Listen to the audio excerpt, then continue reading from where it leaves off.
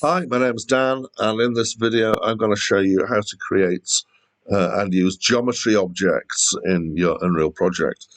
So we've got a standard third-person template set up here. Nothing's been added to it yet, and the geometry objects are down here on the right-hand side in the place actors, and they're different from many of the objects that you might use in your world because they're created using parameters we call parametric objects rather than static meshes, which have got a list of triangles and how to display them.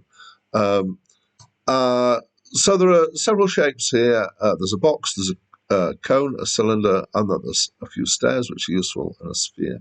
Let's start by creating a box and just dragging it into the level. So your first thing you'll notice is this checker pattern on it, and it's got the box shape, obviously, and like other objects, it's got a location, a rotation, and a scale, but it's also got other settings here. So you've got a brush shape. At the moment it's a box, but we can change it to, so it's the curved stair builder, and suddenly it's curved stars instead. So we can change the shape. We go back to the cube builder. There we go. So it's a box shape. And the other thing down here is that you've got size properties here. So the different, what they call brushes, the different brushes have different properties that you can manipulate. So this one we're just going to turn into a wall.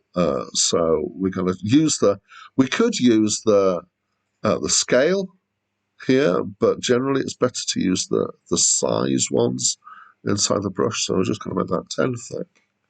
And 600 long, nice long wall, and just make it slightly higher, 300, and drag that up. Okay. We can apply materials to this if we want it to look in particular ways. Right, so that's the object in the world.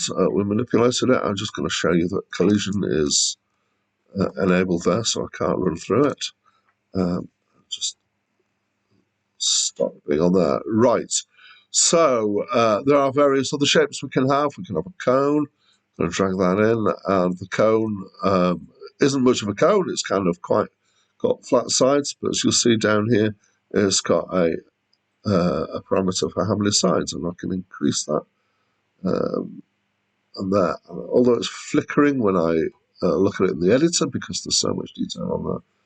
If I play, you'll see this is a much smoother cone shape there. Let's stop. Let's have a quick look at the spiral stair, one of my favourites.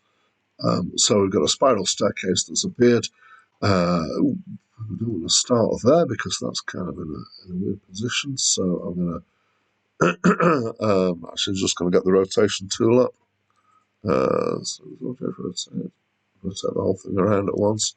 And this again has parameters we can get into. Let's get rid of that. So in the brush settings, it's a spiral stair. It gives you, you've got radius, step width, so you can change these parameters. So step width, let's make it 250. Let's make them wider. There we go. And it just calculates everything that we need to. And the number of steps, we're going to have that until let's double the size of that, 32, and it just increases the steps up there as you go. Okay.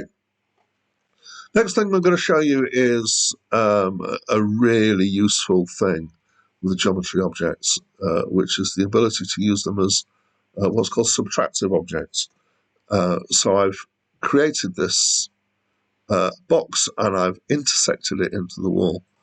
And then in the settings here, I'm going to change it from additive to subtractive. And what that does is it makes it a hole instead of a solid object. And if we go into play, we can show that that hole actually can run through. Now, the one thing that's a little bit weird with using subtractive objects is that it seems that the order that you create things in is important. So let's have a cylinder. We haven't had a cylinder before. But add that in, that subtractive cube that we had, no, it's not there. Where's that object? Excellent, managed to select it. Is not working subtractively on the cylinder that I've just created. but it will on any of the other objects that I've created before it. So the order of creation is important. Okay. And we can use subtractive objects to create all sorts of interesting effects and shapes. So I'm just going to chuck a sphere in there and increase its tessellation, which increases how smooth the sphere it is. And I'm going to move this down a bit so that it intersects with this cone that we created earlier. And then turn that into a subtractive object. Subtractive. So this is actually giving us an interesting inside curve inside our cube where the two of them are intersecting. Let's just play and go and have a look. Yeah, strange shapes, all sorts of odd things going on.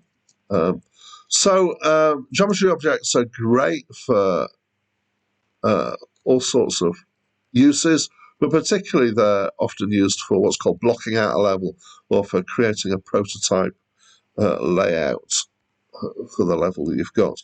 There's a word of caution about using these geometry objects is that they're more expensive computationally for the rendering than standard static mesh objects. So if you start filling your world with these geometry objects, you will start to get slowed down in your rendering. And the general way of working is to create geometry objects and then convert them into static meshes. And I'll show you how to do that in a separate video.